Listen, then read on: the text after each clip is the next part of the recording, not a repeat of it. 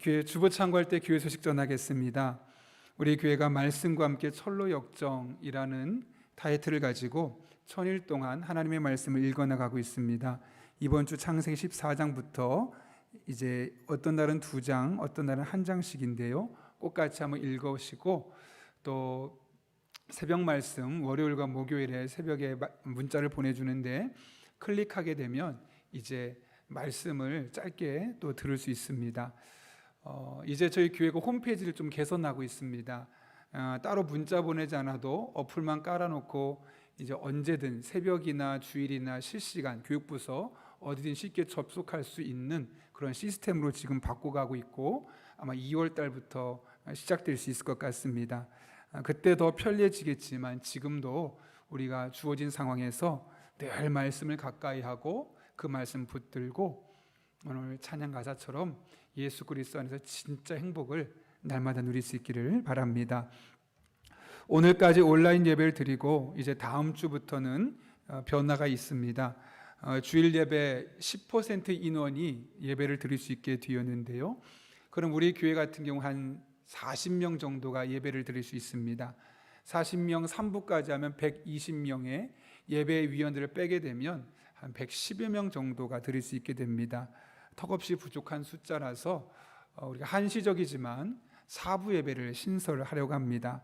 그래서 1부, 2부, 3부는 똑같이 8시, 9시 30분, 11시 30분에 드리고 4부 예배는 1시 30분에 신설해서 드리려고 합니다. 그렇지만 많은 인원이 오지 못하기 때문에 따로 차량을 이번 주는 운영하지는 않게 되고요.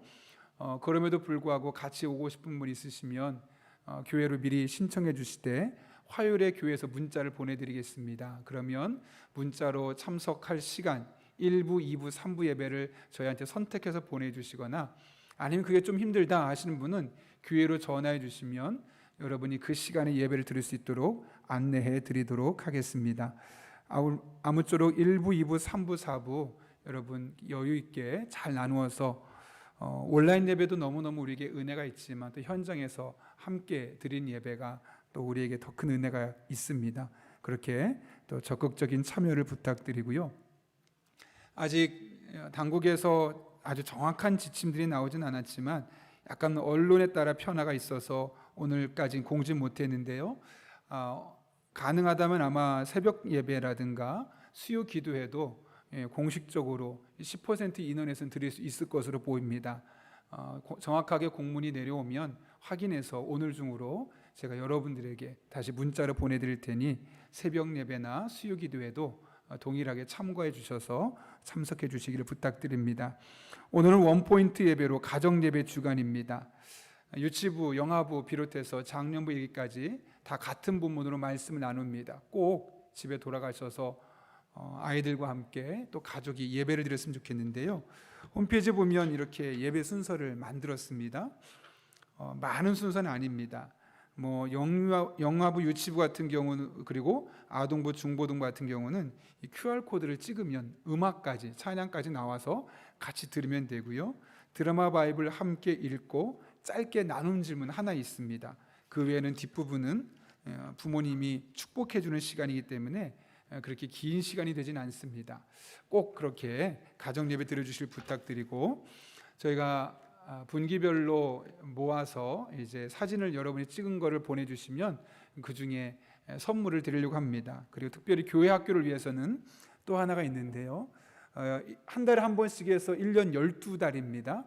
12번 한 번 드릴 때마다 스티커를 붙이시면 다 붙여서 가져오면 연말에 우리 교육부서를 대상으로는 따로 시상을 해서 가족들이 또 좋은 시간을 보낼 수 있도록 하겠습니다. 둘 다 홈페이지에서 다운되니까요. 그렇게 해가시길 부탁드리고 만약 다운로드가 힘드신 분들은 다음 주에 기회에 오셔서 주중에 오셔도 좋고 받아가셔도 됩니다. 그렇게 적어도 한 달에 한 번만큼은 가족들이 그날 주신 말씀 붙들고 은혜를 나눌 수 있으면 좋겠습니다. 강영장학회 상반기 온라인 수료식이 1월 24일 2시 30분에 장학생 11명을 대상으로 수료하게 됩니다. 코로나 상황으로 온라인으로 진행하게 되었는데요. 장학회 회원분들도 또 적극적으로 기대해 주시고 동참해 주시기를 부탁드리고 우리 교회를 통해서 더 많은 사람들이 하나님의 사랑과 은혜를 경험하고 또 공부할 수 있는 그런 기회가 될 수 있도록 강영장학회 또 동참해 주시기를 부탁드립니다. 2021년 상반기 훈련 과정을 모집하고 있습니다.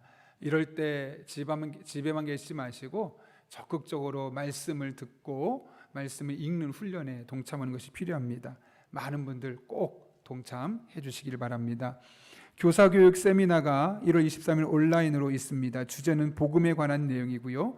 교사들은 필히 참석해 주셔서 올 한 해 우리 교회 학교 아이들이 복음으로 확실하게 무장할 수 있도록 그렇게 기도하며 또 참여해 주시기를 부탁드립니다.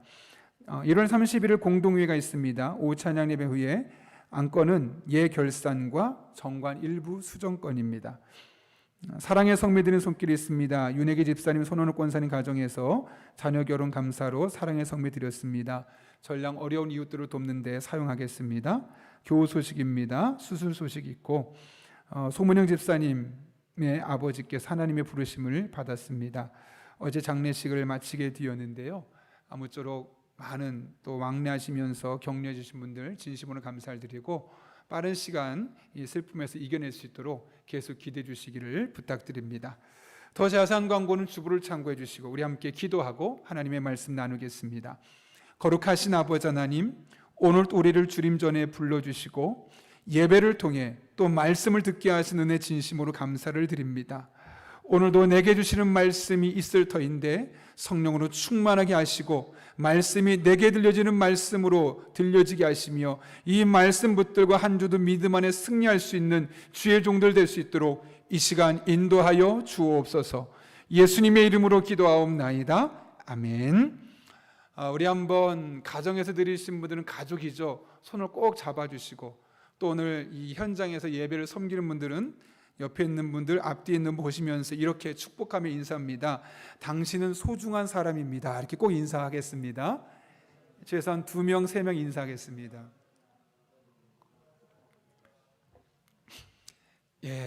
여러분은 현재 모습이 어떠하든 다 소중한 분입니다.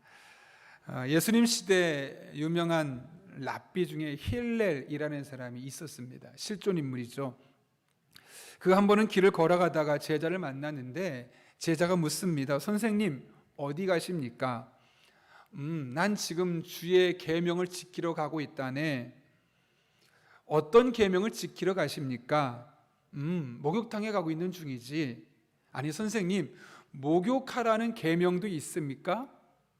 했더니 힐렐이 정색하며 이렇게 말합니다.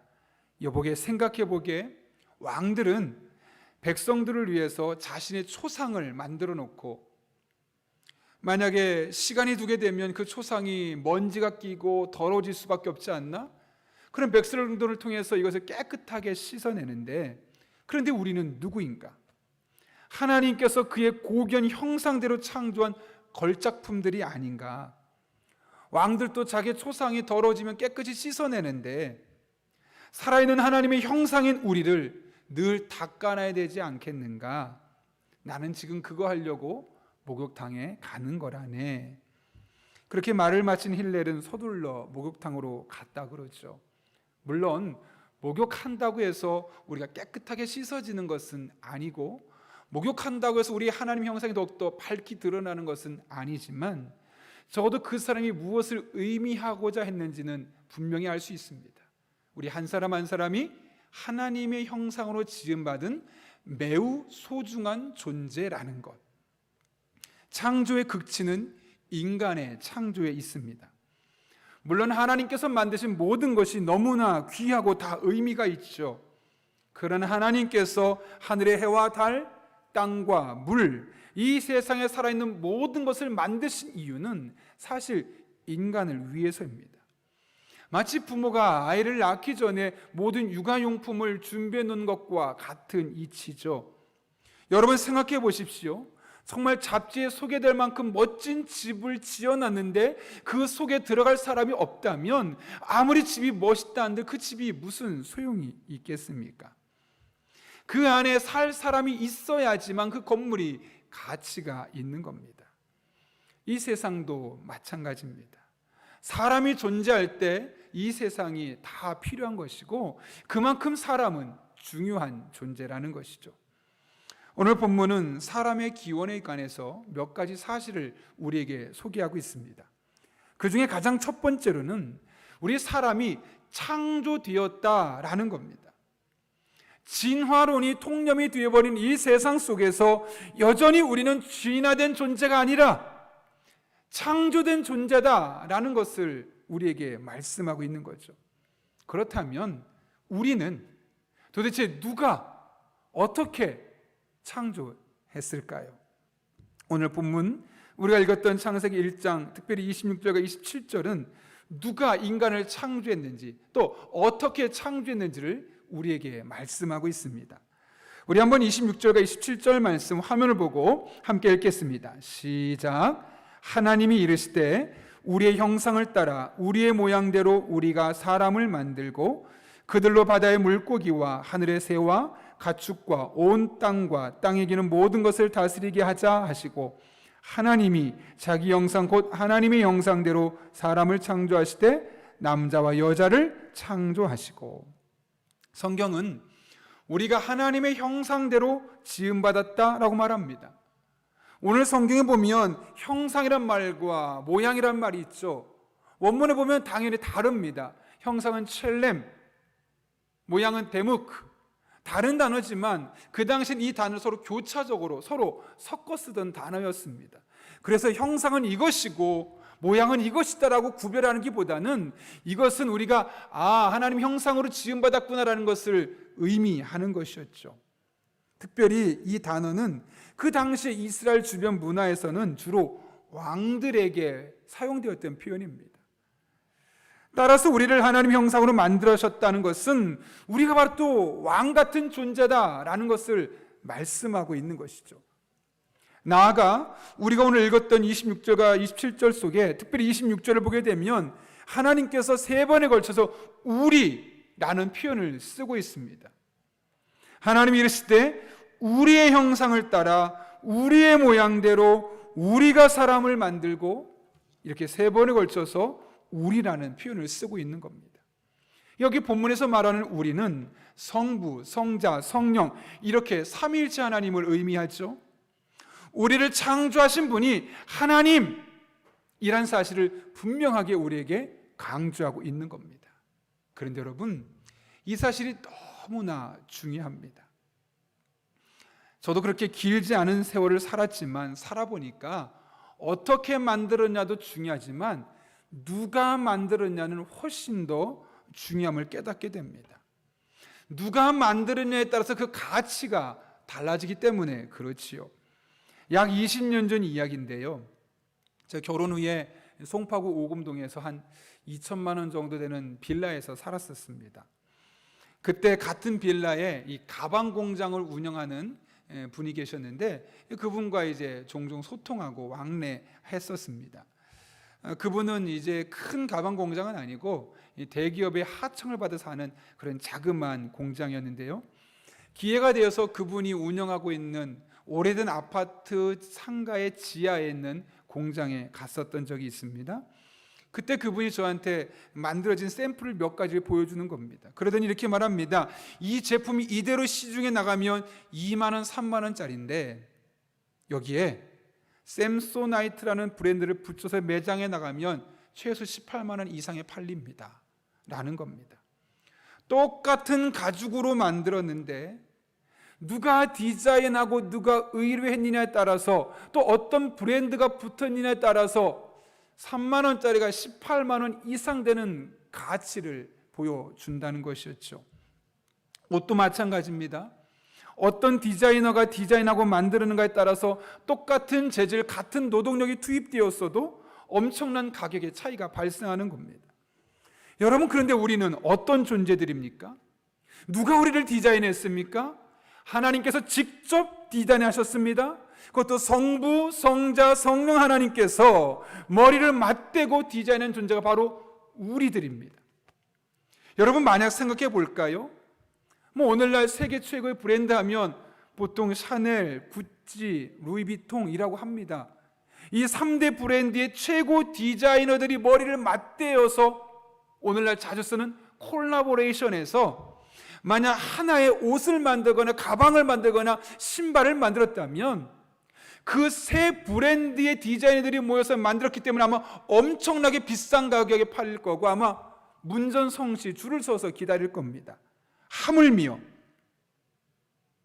단순한 명품 제조업체의 디자이너가 디자인해도 그렇게 인기가 있을 터인데, 하물며 우리는 이들과는 비교가 불가능한 하나님, 그분이 친히 디자인하고 창조하신 존재들입니다. 하나님의 걸작품이고 명품입니다. 그것도 세상에 오직 하나밖에 없는 한정판으로 이 세상에 존재하는 사람들이 바로 저고 예배드린 여러분 한 분 한 분이라는 겁니다. 이것이 바로 저와 여러분입니다. 누구와도 어떤 것과도 비교할 수 없는 특별한 존재이죠. 그런데 세상은 자꾸 우리를 비교합니다. 외모로 비교합니다. 그래, 너 다 잘하는 것 같은데 외모는 몇 점 안 돼. 혹은 돈으로 비교합니다. 얼마나 큰 기업을 다니고 있는지 그거 가지고 비교하고, 차는 한국 차인지 외제 차인지 아니면 작은 차인지 큰 차인지 가지고 평가합니다. 집 가지고 평가합니다. 집 평수가 똑같으면 어느 지역에 있는 집인지를 가지고 평가하고 사람들을 비교하면서 그 사람의 수준의 높낮이를 스스로 만들어내는 겁니다. 그것이 이 세상의 흐름이죠.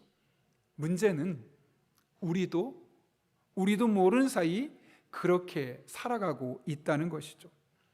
하나님께서 나를 어떤 존재로 지으셨는지에 의식하고 그 마음 가지고 살아가는 것이 아니라 다른 사람들이 나를 어떻게 보는지에 더 관심이 많고 그 사람들이 원하는 조건에 맞춰 살려가고 그 조건을 이루기 위해서 노력하는 모습이 사실 오늘날 많은 그리스도인에게서도 나타나고 있는 모습입니다. 그러나 여러분, 이렇게 세상적인 관점으로 사람들을 보기 시작하고 자기를 보기 시작하면 우리는 잘못된 판단을 내릴 수밖에 없는 겁니다. 나 자신의 고유한 가치, 이 세상에 하나밖에 없는 걸작이고 명품이고 한정판인 나를 굳이 비교해도 되지 않을 다른 사람과 또 다른 조건과 비교하면서 낮은 평가를 할 수밖에 없기 때문에 그런 것이죠. 실제로 있었던 일인데요, 교회 지체 중에 30이 훨씬 넘은 자매가 있었습니다. 이 자매는 결혼을 너무나 하고 싶은데 이상하게 맞선만 보고 오면 그 뒤에 만납시다, 연락이 오거나 이런 게 있어야 되는데 다시 만나자는 이야기도 없고 전화번호도 나눈 일이 없는 겁니다. 이것이 한 번, 두 번 괜찮은데 시간이 점점 많아지고 횟수가 반복되면서 자신의 마음속에 부정적인 자아상이 생기게 되었습니다. 이렇게 남자들이 나를 싫어하는 이유, 나한테 다시 만나자 가지 않는 이유는 아마 나한테 여성적인 매력이 없어서 그런 것 같아. 나는 키도 작고 얼굴도 예쁘지 않고 게다가 나이도 많으니까 아마 나는 영원히 평생 결혼 못할 수도 있을 것 같아. 이런 마음이 그 자매를 지배하기 시작했습니다. 자기를 얼마나 하나님이 만드실 때 정말 높은 가치로 만든 한정판 명품으로 만드셨는데 다른 명품과 또 비교하면서 오히려 자신 스스로를 비하게 되었고 자신의 가치를 하락시키고 자존감은 점점 낮아지게 되었습니다. 급기야는 우울증까지 오게 되고 이제 사람들을 만나러 다니는 게 싫은 겁니다. 그 사람은 나를 아무렇지 않게 보는데 스스로 가다가 나를 보기만 해도 나 얼굴 못생겼다고 쳐다보는 거 아니야? 나 키 작다고 지금 쳐다보는 거 아니야? 그렇게 마음에 대인기피증이 생기면서 홀로 있는 시간이 많아지고 혹여나 친구를 만나더라도 결혼 이야기만 나면 흘겨보는, 그렇게 예민하게 반응하는 사람이 되어갔다는 것이죠. 여러분, 크리스천인 그 자매에게 왜 이런 일이 일어났을까요? 세상의 관점으로 다른 사람의 눈으로 자신을 보았기 때문에 그런 겁니다. 그래서 우리는 하나님의 관점에서 나를 보고 다른 사람을 또한 볼 수 있어야 합니다. 그럴 때 나의 가치를, 다른 사람의 가치를 있는 그대로, 퇴색되지 않고 오염되지 않은 그대로 볼 수 있기 때문에 그런 것이죠. 그렇다면 하나님 우리를 어떻게 보신다고 말씀하십니까? 이사야 43장 4절 말씀, 우리 화면을 보고 같이 한번 하나님 앞에서 마치 하나님께서 나에게 하시는 말씀처럼 믿음을 갖고 고백하듯이 한번 읽어보겠습니다. 같이 읽습니다. 시작. 내가 너를 보배롭고 존귀하게 여기고 너를 사랑하였은즉 내가 사람들을 주어. 여러분, 여기 하나님께서 우리를 어떻게 여기신다고? 너를 보배롭고 존귀하게 여긴다. 보석같이 여길 만한 가치가 있다. 무엇으로도 바꿀 수 없을 만큼 매우 귀한 존재로 하나님 우리를 보고 계시다. 아마 다른 사람은 그렇게 보지 않을 수도 있습니다. 우리의 외적인 조건을 가지고 평가할 겁니다. 그리고 객관적으로 점수를 남아서 너는 A등급이 아니라 뭐 C등급, D등급, B등급, 등급을 나눌 수 있을 겁니다. 그런데 여러분, 하나님 보시기에 우리 모든 사람은 다 A등급이라고 말씀하고 있는 것이죠. 보배롭다는 겁니다. 존귀하다는 겁니다. 많은 돈을 벌지 못해도, 남들의 인정할 만한 떵떵거리는 그런 큰 집에 살지 못해도, 자랑할 만한 좋은 직장 갖고 있지 못해도 하나님의 존재는 그 자체만으로 우리를 보배롭다고 존귀하다고 이야기하고 있는 것이죠. 이 말씀은 물론 1차적으로 이스라엘 백성들에게 주신 말씀입니다. 그러나 궁극적으로 예수님을 믿고 하나님의 자녀된 모든 이들에게 주시는 말씀입니다. 내가 너를 보배롭고 존귀하게 여기고 내가 너를 사랑한다. 여러분, 이 사실을 깨달아야 합니다. 믿어야 합니다. 사람들이 나를 그렇게 보지 않아도 하나님만은 나를 보배롭다고, 나를 존귀하다고 생각하신다는 사실을 믿어야 하는 것이죠. 그럴 때 우리는 이렇게 고백할 수 있습니다. 이사야 49장 5절입니다. 이렇게 말하죠. 나는 여호와의 보시기에 존귀한 자라 나의 하나님이 나의 힘이 되셨도다. 뭐라고요? 이사야 43장에서는 저렇게 말씀드렸던 이사야가 말하는 겁니다. 나는 여호와 보시기에 존귀한 자라 나의 하나님이 나에게 힘이 되어주셨도다. 여러분, 한번 이렇게 스스로에게 가슴에 손을 얹고 이렇게 명령하고 선포했으면 좋겠습니다. 같이 한번 저를 따라해 볼까요? 나는 여호와의 보시기에 존귀한 자라. 한 번 더요. 나는 여호와의 보시기에 존귀한 자라. 다시 한 번 더요. 나는 여호와 보시기에 존귀한 자라. 그렇습니다. 여러분은 하나님 보시기에 존귀한 자입니다. 이렇게 모든 인간은 소중한 존재, 존귀한 존재죠. 그런데 이 시대는 갈수록 사람을 상대화시키고 도구화시켜버립니다. 최근에 뉴스를 통해 계속 접하게 되는 사건과 사고들을 보여주는 의미가 무엇일까요? 지난 주간에 우리의 마음을 아프게 했던 정인이 사건이 보여주는 것이 무엇일까요? 재판을 끝나고 정인이 양아버지가 급하게 도망가는 장면에 제가 충격을 받았습니다. 왜요? 그 사람이 탄 차가 BMW였기 때문에요. 정인을 입양한 이유도 여러 가지 이유가 있겠지만 아파트를 분양받기 위한 목적도 있었다는 이야기도 나옵니다. 사람으로서 사람 자체의 존엄성보다는 그것은 다 사라져버리고 나를 위한 도구로 사용되어 가고 전락해버리고 있는 이 시대의 모습을 보여주고 있는 것이죠. 나의 이익을 위해서 내가 조금 더 잘 된다면 다른 사람 손해볼 수 있지 뭐. 내가 하고 싶은 대로 살 수 있다면 다른 사람 저 정도 손해 좀 감수해야 되지 않겠어? 이렇게 나의 이익을 위해서 다른 사람들이 도구로 전락해버리고 나는 좋아지고 나는 행복해지지만 다른 사람은 불행해지는 것을 아무렇지 않게 살아가는 시대가 오늘날 우리의 시대의 모습이라는 것이죠. 마틴 부버의 말처럼 다른 사람의 관계가 나와 너, 우리의 관계가 아니라 나와 그것, 나와 사물, 나와 도구로 변질되어 가고 있는 것이 이 시대의 모습이라는 겁니다. 그런데 여러분, 우리 그리스도인은 조금 달라야 하지 않겠습니까? 다른 사람이 존재하는 이유는 나를 위해서야, 나를 좀 더 행복하게 해주기 위해서, 내 가정을 좀 더 평안하기 위해서 아니요. 그 사람도 하나님의 사랑이 필요한 사람이라는 것, 아니 그 사람도 하나님 보시기에 보배롭고 존귀한 사람이라는 의식을 가지고 함께 잘 살 수 있는 방법을 마련해 나가는 것, 이것이 이 땅을 살아가는 우리 그리스도인의 삶의 자세가 되어야만 하는 것이죠. 홍성사에서 나온 책 중에 아주 오래됐는데요, 각설이 예수, 제 기억에는 한 30년 정도 된 책으로 기억하는데, 그 책에 보게 되면 그 이천우 목사님이 쓴 간증입니다. 그 이천우 목사님은 지금도 기도를 드리면 우리가 생각하는 그 예수님의 모습, 금발머리에 멋진 수염을 기르고 또 예쁜 멋진 세마포 옷을 입은 그런 성화 속에 나오는 예수님이 아니라 남루한 옷에 깡통을 들고 있는 그런 각설의 모습을 한 예수님으로 자꾸 생각된다는 겁니다. 왜 그렇게 되었는가? 이분이 나이 7살 되었을 때 어머니가 세상을 떠나고 아버지 밑에 자라면서 가정에서 살기 힘들어졌습니다. 5년 후 12살이 되었을 때 그는 가출을 하게 되었고 우여곡절 끝에 거지가 될 수밖에 없었습니다. 전국을 전전하며 거지 생활을 연명하던 그는 어느 날 폭력배에게 붙잡혔고 납치되어서 그 폭력배 소굴로 끌려갔습니다. 그곳에서 그는 폭력배 두목과 여러 사람들의 감시하에 무려 20일 동안 매일매일 소매치기 강제 교육을 받았죠. 그리고 드디어 서울역으로 첫 실습을 떠나는 날이었습니다.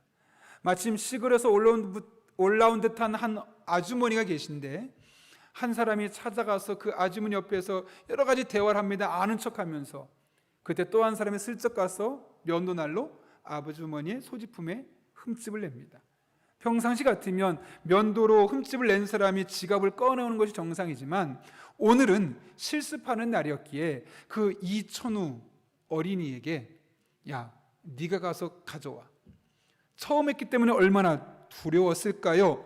겁에 질려 있었지만 두목 때문에 어쩔 수 없이 가서 돈을 꺼내려고 하는데 마침 어린 시절 고향에서 다녔을 때 주일학교 선생님이 하셨던 말씀이 생각나는 겁니다. 하나님을 믿는 사람은 남의 것을 도둑질하지 않아요. 아주 오래전에 들었던 이야기가 마침 그 순간에 떠올랐고 그와 동시에 이 소년이 아주머니에게 작은 목소리로 말합니다. 아주머니, 돈 조심하세요. 저는 소매치기예요. 지금 큰 소리로 소매치기야! 외치세요.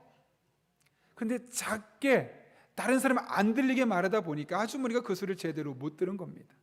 결국 훔치지 못하게 되었고 그 분위기가 이상함을 감지한 폭력배 두목은 그 이천우 어린이를 데리고 남산 소굴로 끌고 갔습니다. 당시에 두목의 명령을 어기는 자에게는 사형 집행이 이루어졌는데 패거리들이 집단으로 린치를 가하고 소굴 저 아래쪽에 보면 쓰레기장 같은 곳에 유리 조각이 많은데 그곳에 사람을 집어던지는 겁니다. 그래서 그렇게 죽은 사람도 있고 쉽게 죽지는 않지만 거기서 불구가 된 사람도 있고 그런 일들이 있게 되는 것이죠. 그렇게 12살짜리 어린아이를 집단으로 폭행하고 유리더미가 있는 곳에 집어던진 겁니다.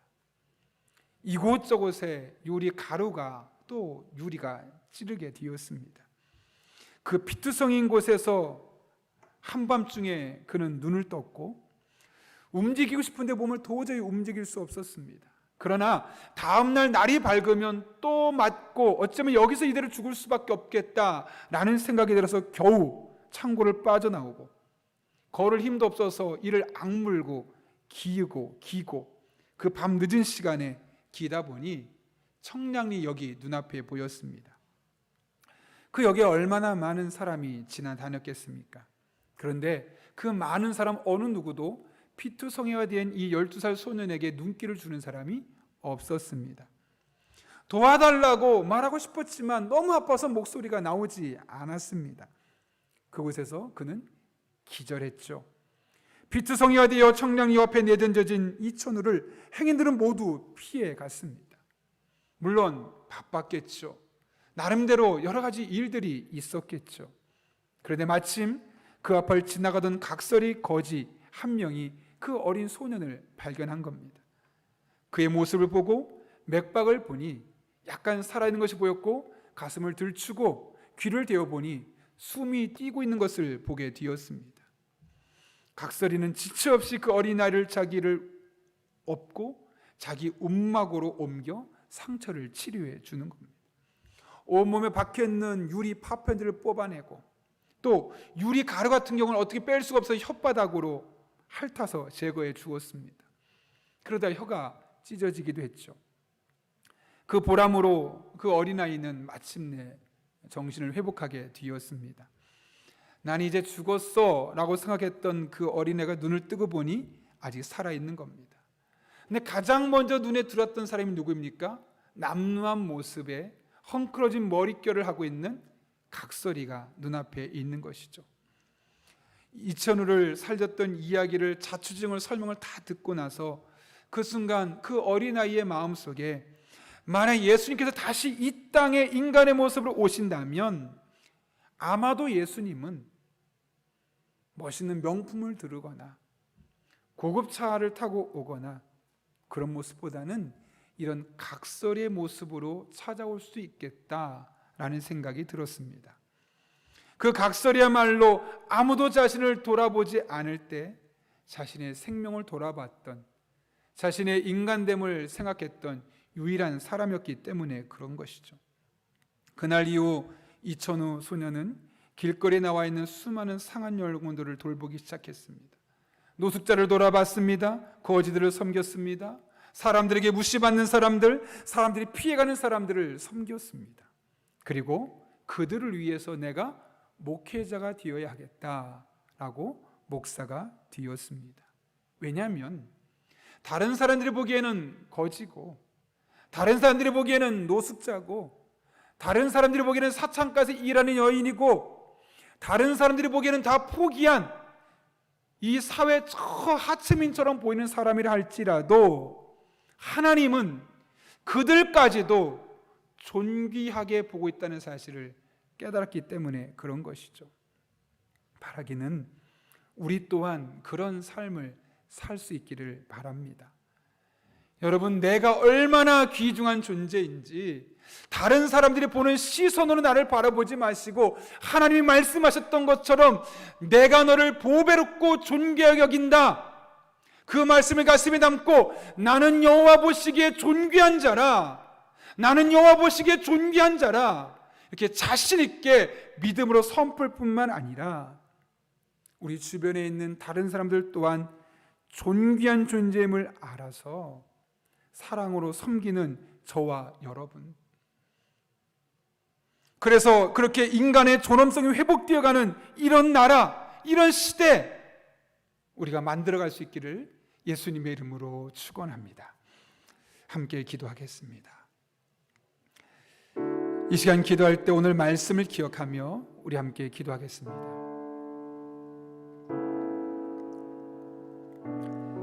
여러분, 사람들이 뭐라고 말합니까? 너 능력 그것밖에 안 돼? 그럴 거면 그만둬. 아마 사람들은 우리의 겉으로 보이는 또 다른 능력만을 가지고 우리를 평가할지 모릅니다. 그런데 여러분, 하나님은 그렇게 말씀하지 않으시죠. 너는 그냥 있는 것 자체만으로 무슨 일을 해도, 때론 남들에게 손가락질을 당한다 할지라도 너는 나에게 보배롭고 존귀한 자야 라고 말씀합니다. 오늘 우리에게 그 하나님의 말씀이 믿어지게 해달라고, 다른 사람들의 눈을 보지 않고 하나님의 눈으로 내가 얼마나 보배롭고 존귀한 자의 분지 볼 수 있게 해달라고, 뿐만 아니라 이제는 다른 사람들을 그렇게 볼 수 있게 해달라고, 내 자녀가 존귀하고 보배로운데 다른 이들의 자녀들 또한 보배롭고 존귀한 자로 볼 수 있게 해주시고, 내가 그렇게 보배롭고 존귀한 사람인데 우리 직장에서 일 못하는 그 사람 또한 하나님 보시기에 존귀하고 보배로운 사람임을 인식하는 그런 믿음의 눈이 우리에게 열려질 수 있게 해달라고, 그래서 하나님 주시는 그 은혜와 능력으로 인간의 존엄성이 회복되는 그런 복된 나라, 아름다운 나라, 행복한 나라 만들어갈 수 있는 우리들이 될 수 있게 해달라고, 또 여러분이 가져온 기도 제목을 놓고 우리 이 시간 한 1분 정도지만 하나님의 은혜를 삼하며 간절한 마음으로 기도하겠습니다. 거룩하신 아버지 하나님, 하나님의 은혜를 삼합니다.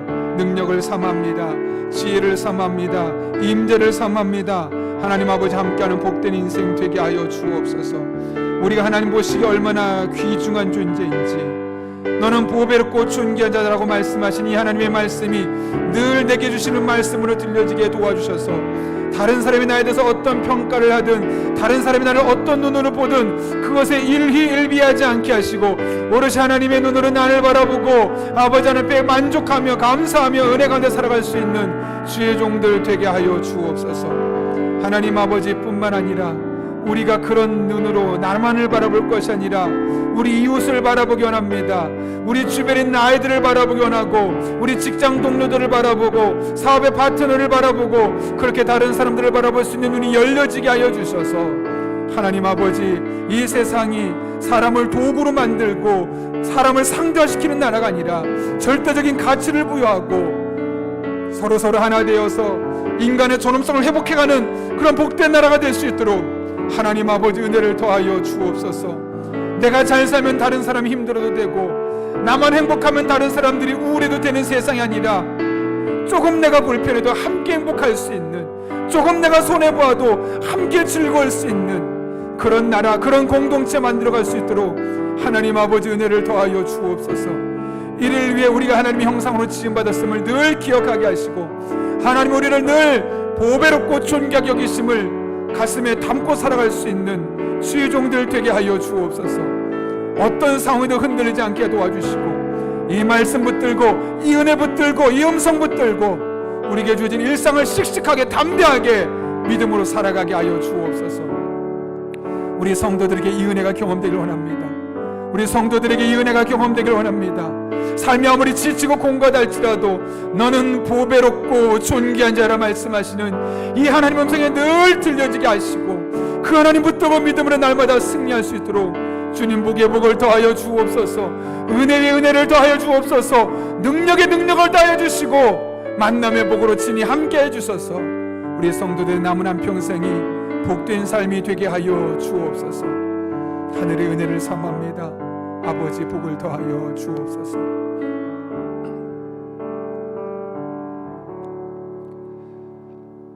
거룩하신 아버지 하나님, 우리를 하나님 형상으로 만드셨을 뿐만 아니라 너는 보배롭고 존귀한 자다 말씀하시는 하나님의 음성을 말씀을 통해 듣게 하시는 은혜 진심으로 감사를 드립니다. 아무리 사람들이 나를 그렇게 보지 않는다 할지라도 나는 하나님이 나를 바라보는 그 시선으로 나를 바라보게 하시고, 우리 주변에 있는 수많은 사람 또한 같은 눈으로 바라보게 하여 주셔서 나를 위해 다른 사람이 이용되는 것이 아니라 함께 은혜를 누리고 함께 행복하고 함께 잘 살아갈 수 있는 그런 복된 공동체, 복된 나라를 만들어갈 수 있는 우리 용인영락교회 교우들 되게 하여 주옵소서.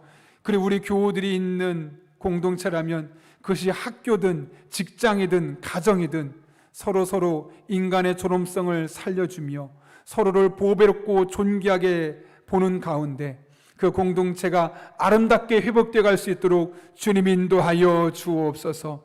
함께 하실 줄로 믿사옵고 예수님의 이름으로 기도하옵나이다. 아멘.